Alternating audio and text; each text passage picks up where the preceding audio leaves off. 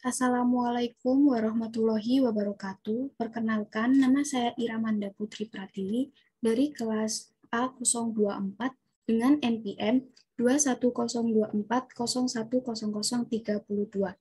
Di video kali ini, saya akan mempresentasikan mengenai bioteknologi pertanian. Dari materi bioteknologi pertanian terdapat 4 submateri yang akan saya bahas. Untuk submateri yang pertama ada pengertian bioteknologi pertanian, submateri yang kedua ada macam-macam bioteknologi, submateri yang ketiga ada perbedaan antara kultur jaringan dengan rekayasa genetika yang ada di bioteknologi tanaman, dan yang keempat ada pengaplikasian bioteknologi pertanian.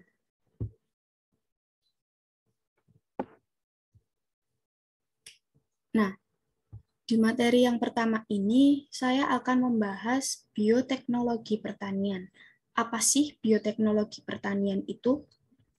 Bioteknologi pertanian merupakan gabungan dari dua kata, yaitu bioteknologi dan juga pertanian, di mana bioteknologi sendiri ini memiliki arti, yaitu cabang ilmu biologi yang mempelajari pemanfaatan makhluk hidup maupun produk dari makhluk hidup dalam proses produksi untuk menghasilkan barang dan jasa yang dapat dinikmati oleh manusia.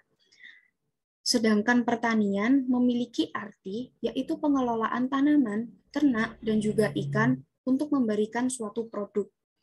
Jadi, pengertian dari bioteknologi pertanian ini adalah metode yang melibatkan makhluk hidup atau organisme untuk menghasilkan suatu produk baru dalam bidang pertanian, sehingga bisa bermanfaat untuk kehidupan manusia.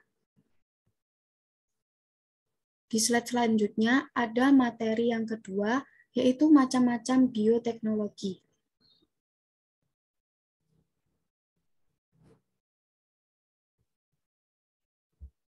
Nah, macam-macam bioteknologi ada dua.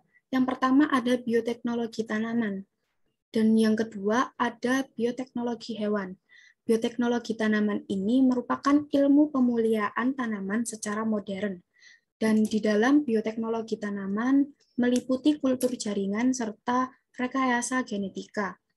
Sedangkan bioteknologi hewan merupakan bioteknologi yang menggunakan agen hayati berupa hewan dalam produksi untuk menghasilkan barang dan juga jasa.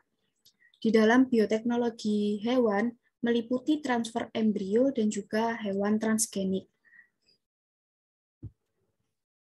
Nah, untuk penjabaran bioteknologi tanaman, yang pertama ada kultur jaringan. Kultur jaringan merupakan metode untuk mengisolasi bagian dari tanaman seperti sekelompok sel atau jaringan yang ditumbuhkan dengan kondisi aseptik atau secara langsung, sehingga bagian tanaman tersebut dapat memperbanyak diri serta tumbuh menjadi tanaman yang lengkap kembali.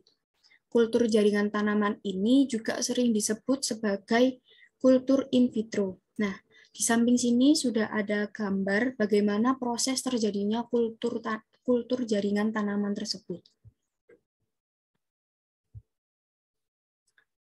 Setelah itu ada rekayasa genetika.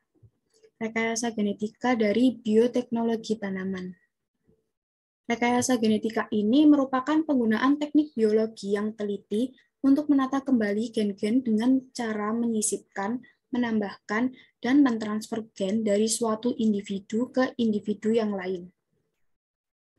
Nah, untuk macam-macam rekayasa genetika ada 3. Yang pertama ada rekombinasi DNA, yang kedua ada cloning, dan yang ketiga ada terapi genetik. Nah, untuk rekombinasi DNA ini adalah gabungan 2 atau lebih untaian benang DNA dalam keadaan normal yang tidak berpasangan. Lalu untuk cloning sendiri merupakan cara yang dilakukan dengan menggunakan jaringan somatik tumbuhan di dalam lingkungan secara langsung dan juga terkontrol. Lalu untuk cara terapi genetik itu digunakan untuk memperbaiki gen yang cacat pada tanaman. Jadi terapi genetik ini menghasilkan GMO atau genetically modified organisme atau organisme transgenik.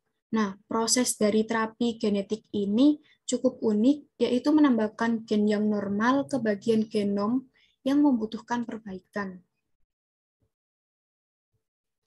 Lalu untuk bioteknologi hewan, ada cara transfer embrio dan juga hewan transgenik, di mana transfer embrio ini merupakan teknologi yang memungkinkan induk betina unggul memproduksi anak dalam jumlah yang banyak, tanpa harus bunting dan melahirkan, tetapi hanya berfungsi untuk menghasilkan embrio yang bisa dititipkan saja pada induk resipen. Nah, di sini sudah ada gambar juga dari sapi pendonor kepada sapi resipen atau sapi yang mau kita titipkan embrionya itu. Lalu ada hewan transgenik. Dengan cara hewan transgenik ini, di mana hewan yang dengan sengaja telah dimodifikasi genomnya, gen yang tersusun dari suatu organisme yang dapat mewarisi karakteristik tertentu. Jadi dari gen sapi jantan ke sapi betina. Lalu untuk submateri yang ketiga, ada perbedaan kultur jaringan dengan rekayasa genetika. Nah, ini saya mengambil perbedaan kultur jaringan dengan rekayasa genetika dari bioteknologi tanaman. Di sini sudah nampak perbedaan kultur jaringan dan dengan rekayasa genetika pada bioteknologi tanaman, di mana kultur jaringan ini menumbuhkan jaringan maupun sel dalam suatu media secara aseptik atau secara langsung. Sedangkan di rekayasa genetika mengubah susunan DNA suatu organisme dengan cara menyisipkan gen asing ke organisme sehingga diperoleh sifat yang tidak dimiliki sebelumnya. Selain itu, rekayasa genetika ini juga terjadi secara buatan, dan modifikasi genetisnya terjadi secara terarah atau terstruktur.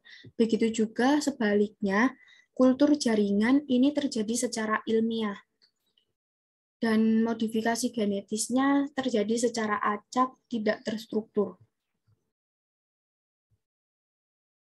Lalu untuk submateri yang keempat, ada pengaplikasian bioteknologi pertanian. Saya mengambil contoh dari bioteknologi tanaman saja. Jadi sudah saya dapatkan beberapa contoh. Di sini yang pertama ada jagung manis. Jagung manis ini merupakan hasil rekayasa genetika yang dimana jagung ini mengandung gula tetapi tidak direkayasa untuk diubah menjadi pati, sehingga jagung ini memiliki rasa yang begitu manis dan tetap berair. Lalu ada pepaya California. Pepaya ini juga hasil dari rekayasa genetika yang ditemukan oleh profesor dari IPB. Pepaya California ini memiliki kelebihan yaitu rasa yang begitu manis serta tumbuhannya itu cepat berbuah. Untuk contoh yang ketiga, di sini ada golden rice atau beras emas. Bisa dilihat di sini perbedaannya dari beras lokal dengan beras golden rice ini ya. Nah, golden rice ini dilakukan dengan cara disisipkan gen penghasil beta-karoten dari tanaman wortel sehingga memiliki kelebihan yaitu mengandung vitamin A, karena kan wortel mengandung vitamin A, jadi beras ini selain karbohidrat, dia juga mengandung vitamin A. Lalu contoh yang keempat, ada kapas yang resisten terhadap Bt-toksin. Kapas ini telah disisipkan gen Bt-toksin sehingga bisa aman dari hama penyakit. Lalu untuk contoh yang kelima, ada kedelai impor, di mana kedelai ini merupakan bahan baku utama untuk pembuatan tempe dan juga tahu. Dan di kedelai ini, kedelai impor, telah disisipkan dengan gen yang namanya EPSPS, sehingga kedelai impor ini memiliki kelebihan harga yang begitu murah, karena juga selalu tersedia di pasaran. Nah, sumber referensi dari pengaplikasian bioteknologi pertanian, yaitu bioteknologi tanaman, saya mengambil dari swadayaonline.com dengan judul Aplikasi Bioteknologi dalam Dunia Pertanian.